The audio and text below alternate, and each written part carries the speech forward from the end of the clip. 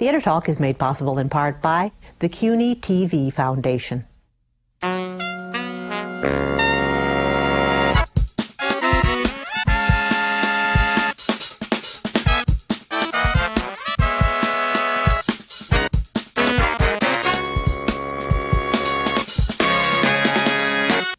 This isn't Reformation. This is war against the Church. Our King Norfolk has declared war on the Pope because our Pope will not declare that our Queen is not his wife. And is she? I will answer that question from one person only, the King. Aye, and that in private too. Man, you're cautious. Yes, I'm cautious. From New York City, this is Theater Talk. I'm the producer, Susan Haskins. And I'm Michael Riedel of the New York Post. Our guest is one of our great actors. Right now, people have the opportunity to see him giving two brilliant performances as iconic men from history, two very different personalities, Thomas More and Richard Nixon, but both of whom were stressed out because people were trying to wheedle secrets out of them. Not only is Frank Langella one of the great American stage actors, he is also a great friend of Theater Talk. He's been on here, I believe this is your fourth appearance? Yes, it is. You can see Frank now in A Man for All Seasons at the Roundabout, where he is giving a terrific performance as Thomas More. He won the Tony Award 2 years ago as Richard Nixon in Frost Nixon, and that play has been made into a movie that is going to be released very December 5th. December 5th. It's sort of like, I don't know, the biggest moment in your career at this later stage of it. I mean, you're all over doing everything in the private jets of going to and from the studios for the premieres of Frost Nixon. Did you ever think at this point in your life you would be as big as you are now?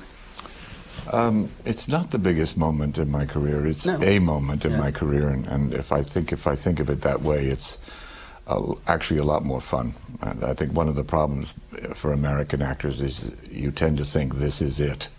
And you can think that way at 20 or 30 or 50 or 70, but it really isn't. It's the continuum of a career. It happens to be a very high point. But if I ever thought of anything as the moment, everything after that would be a denouement. So I'm just grateful because it truly happens rarely, and for two things to be happening at once is... Why does it happen rarely then in your profession for an actor, you know, at this point in his career?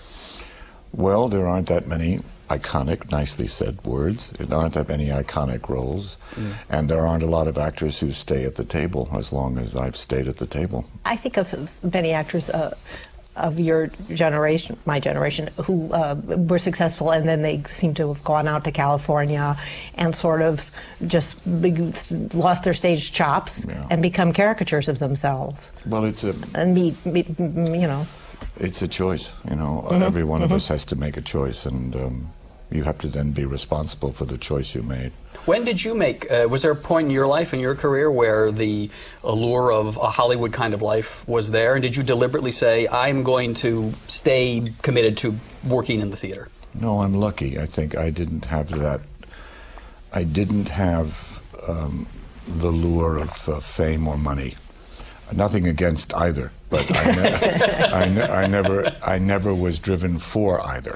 I like them when I have them, and when they go away from time to time, I'm perfectly happy to live a different sort of life. But I think if you want that, you know, if you want an army of press agents and huge lawyers and lots of agents and stuff, you can have it. I never wanted it, not from any sense of nobility. It's just that I love the actor's life. I love wrestling with great parts. I love being on a stage, and I like making movies. But the perks which I happily take are not driving me. I don't, because then what happens is an actor will fall in love with the perks and have to keep working in things he hates in order to keep his perks. That's it. And the perks don't mean that. You could not, for example, be in A Man for All Seasons at the Roundabout Theater Company if you were worried about keeping the perks going. The Roundabout pays you per week what a small section of the craft table in a movie costs. Well, and I also wonder if some of those actors aren't afraid to come back to the stage, that they lose that. Well, you have to stay. Muscle. You just have to keep coming back. You just have to.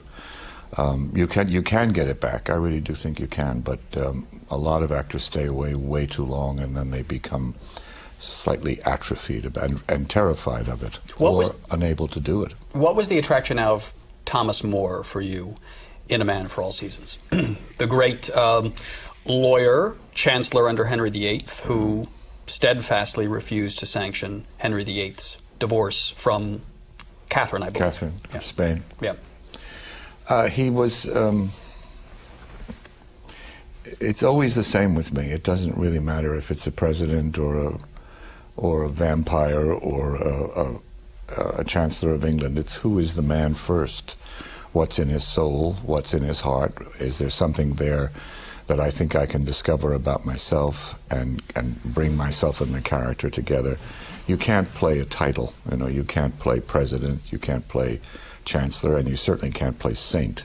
But you can play a man who is fighting for his life, which is what I think this play is about. It's, you know, it's so easy now, and I understand it. Everybody's writing that in 1 year I'm playing a saint and a sinner. Yeah. But neither one of these men were as simple as that. You know, Nixon certainly was not a complete sinner any more than you or I, any of us is, and Thomas More became a saint 300 years after he lost his head. So for me, the lure of the play is how do you fight for your life? How do you stick to your conscience? How do you stand up for something you believe and risk your family, your friends, your station in life? As his wife says, you're abandoning your station for what? Just say yes, just sign a piece of paper. That Thomas More was being asked to say that he believed that the Pope had not had the right to sanction Henry's marriage to his first wife, Catherine Aragon. Henry wanted his marriage annulled. He went after the Pope. The Pope finally pulled back. Henry became the head of the Church of England. Everybody signed an oath saying that the Pope had no right to make that first marriage. What was it that was the only thing that Thomas More would not swear to, and that's why he was executed, because he would not swear to that one thing. Why was that the sticking point with him, do you think? I mean, what was he afraid of that he wouldn't swear to that? Well, his conscience told him that this was a sin against God. It's that simple, and that he couldn't take an oath. In fact, that would be a sin against God. However convenient it might be for the king to get rid of one woman in order to have a son with another woman, it was still, in Thomas's mind, a sin against God. And his conscience told him that he couldn't put the rubber stamp on that. Do you think he feared damnation?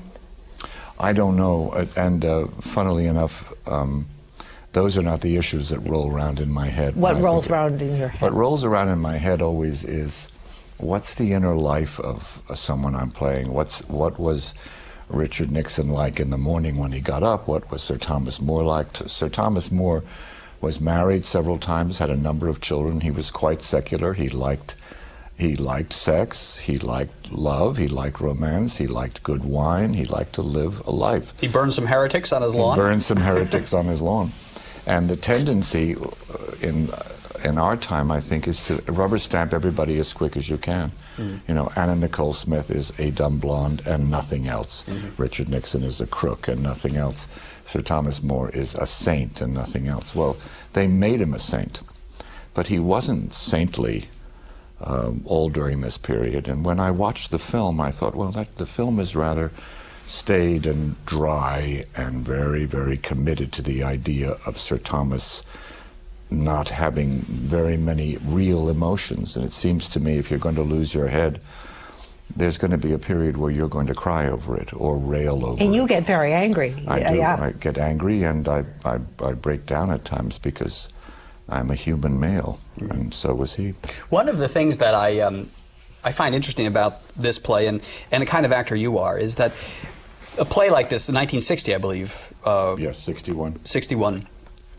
It's written for an actor who's not afraid to be a larger-than-life stage presence. I mean, Ben Brantley in the Times wrote, watching you was like watching a time when the Barrymores presided over plays. And I always think of you as kind of the last of those great stage actors who just love a juicy plum part. I mean, do you see yourself in that tradition? Yes. Yes, I do. I grew up in the theater. Well, I started acting when I was 7 in school, but I came to New York in the early 60s, and I stood in the back and watched George C. Scott, Colleen Dewhurst, Joe Van Fleet, Irene Worth, Jason Robards, on and on it went. All the great actors of the 60s who were major Broadway stars. And in the musical field, I watched Gwen Verdon and Chita Rivera, and I watched Rosalind Russell and Auntie Mame. That's the first thing I ever saw. Really? And it seems to me you don't have any right to get on a stage unless you have immortal yearnings, unless you have a desire to thrill an audience, to take them to the very edge of their seats, to really grab them by the throat the first second you come on and not let go of them until the curtain call. That to me is what theater is. Mm-hmm. It's having a larger-than-life experience. It's what I get praised for and what I get damned for in certain quarters. Have you been damned for it at times? Oh, sure. I get kicked around for it as much as I get praised for it, and that's really fine by me, because if the reaction is severe in either direction, I know I've had an effect. Because I guess the praise comes when you think of it being the larger-than-life character, but the negativity could be if somebody says, well, it's just hammy, old-fashioned big acting. Yeah, which is fine by me. The worst thing anybody could say is, Mr. Langella was adequate. But you don't come across as ham. I mean, I never look at you performing and thinking, oh, he's acting. And I wonder why now we have so few other actors who inhabit the roles the way you do. And yeah, where's bigness? Where's bigness without it being such that's over very staginess? I don't think it's only actors. I think it's the time we live in too. Everything's miniaturized. You know, the screens we look at get smaller and smaller and smaller. Yeah. And you know, whatever Gloria Swanson's line, it's the pictures what is it? What did she say? It's the I am big. It's the pictures that got small. The pictures that got small. We interviewed Al Hirschfeld towards the end of his life, and he said people don't have faces anymore. Yeah, that's what he said. Actors don't have faces. Well, actually, to me, it's taken me a lifetime to come to this, to be able to articulate this fairly clearly.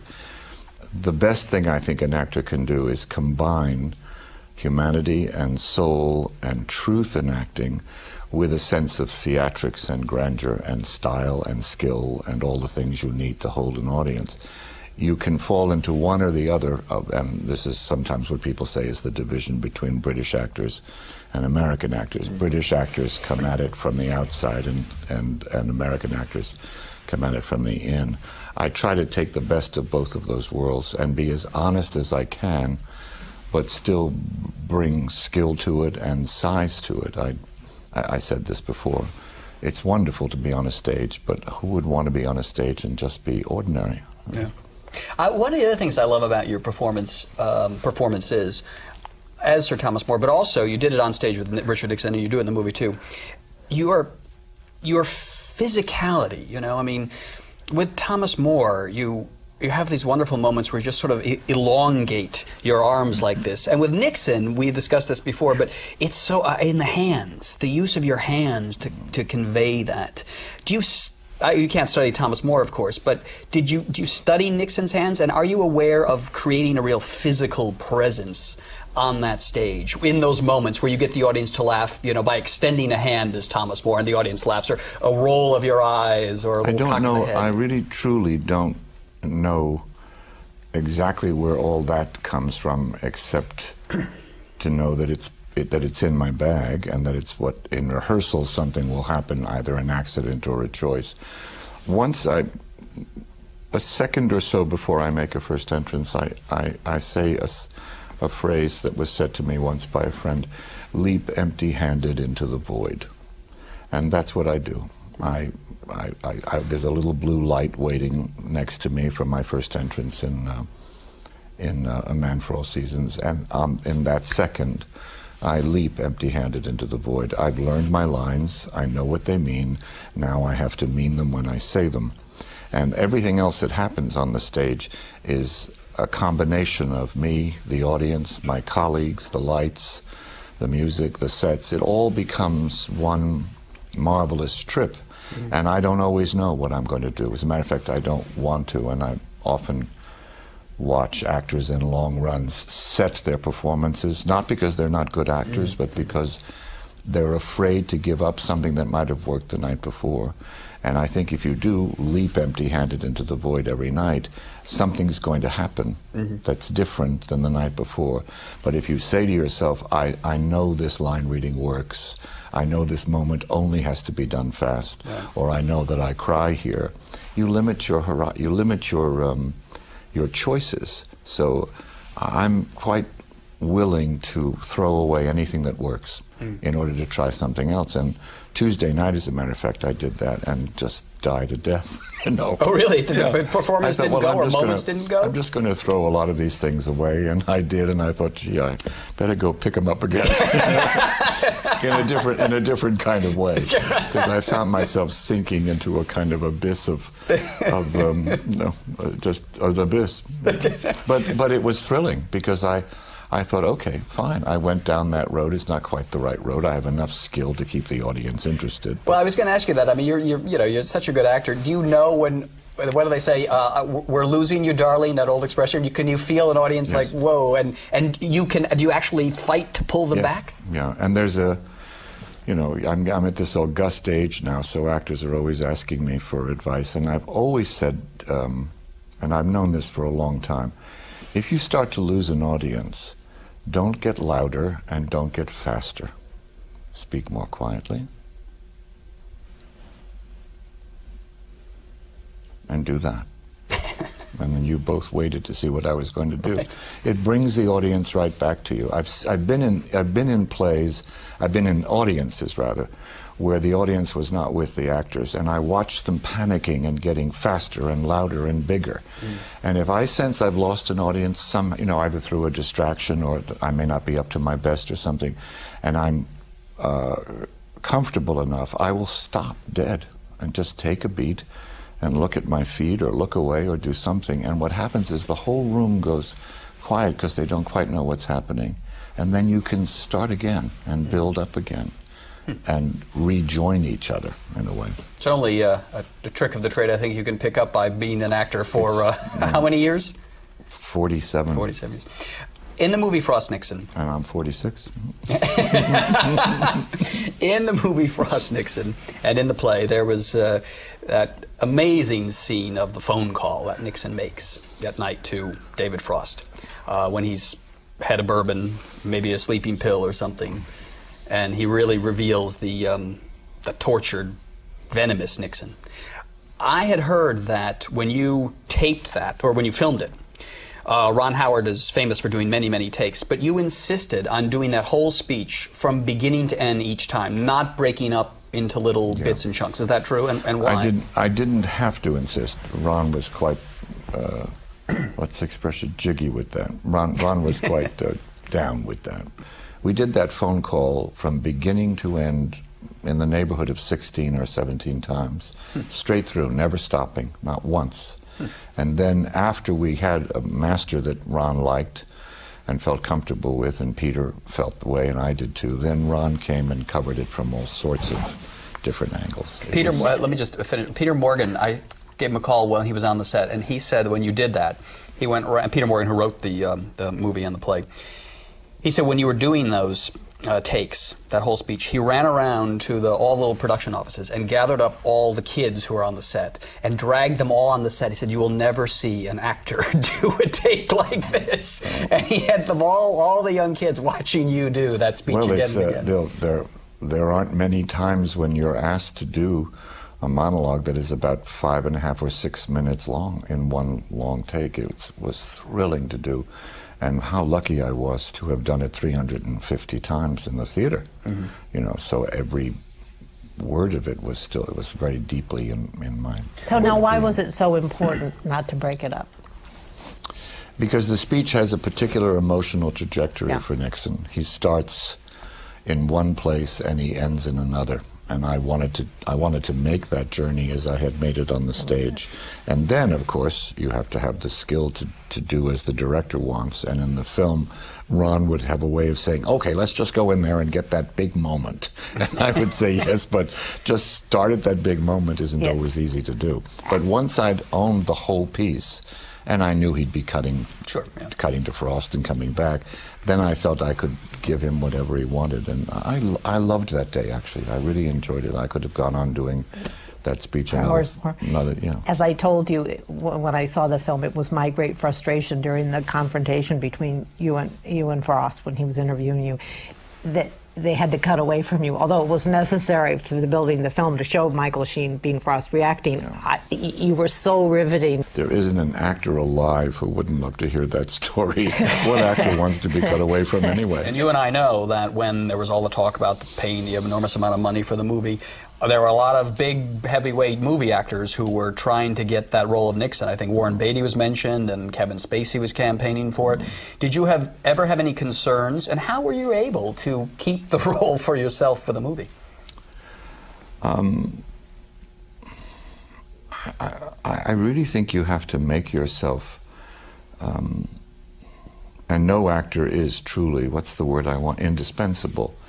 But I think when you play a part, you have to make it indelible in the deepest way you can, personally indelible, to the point where people can't imagine anyone else in it.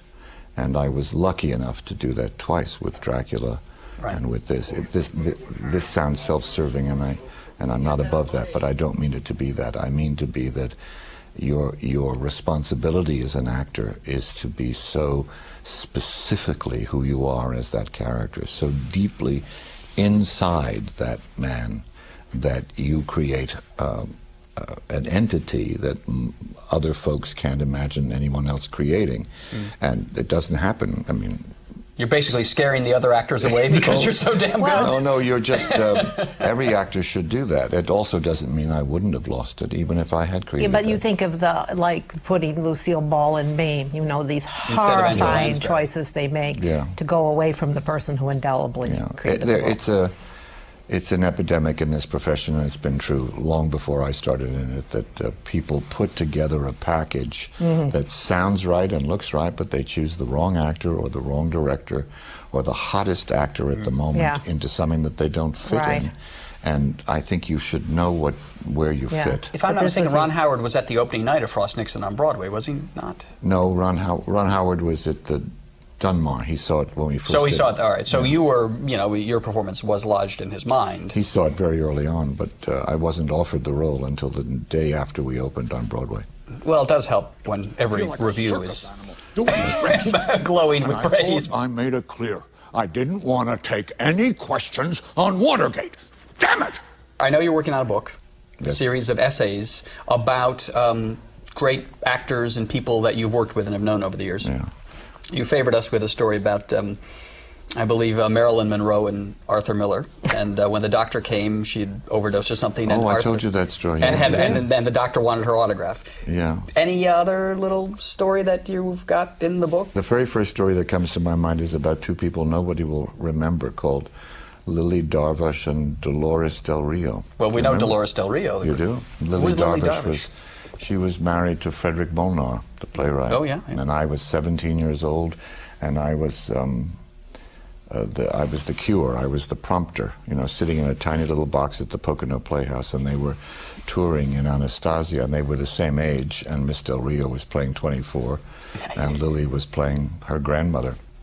She was a star of the old world, Dolores Del Rio. She arrived at the theater fully made up in her first costume, walked down a little carpet, sat in the wings, played the whole play, put on a long white gown for her curtain call, took a bow, went right back into the car and drove away. And the audience never saw her. And I said to Lily, "What does she do all day?" And Lily said, "She lies in milk." She fills the bathtub with milk. She was indeed a beautiful woman. But that era of great stars and great theatrics was always very attractive to me. Yeah. I still think it's what the theater should be. Well, thank you for keeping it going. Thanks for having me. May you lie in milk. May you lie in milk. Look at this face. Skim milk. No. I lie in marinara sauce. That's it. Frank Langella, you can see him as Thomas More in A Man for All Seasons at the Roundabout. And do not miss the movie version of Frost Nixon, an absolutely terrific film with a great performance by our friend, Frank Langella. Thanks for being our guest tonight. Thank you both. Good to see you again. Good to see you, too. You and your class have given in, as you rightly call it, because the religion of our country means nothing to you, one way or the other. That's a foolish thing for a start. The nobility of England